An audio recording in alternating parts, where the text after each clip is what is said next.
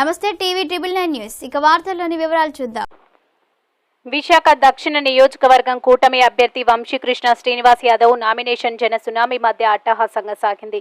కని విని ఎరగని రీతిలో జనం తండోపతండాలుగా తరలివచ్చారు.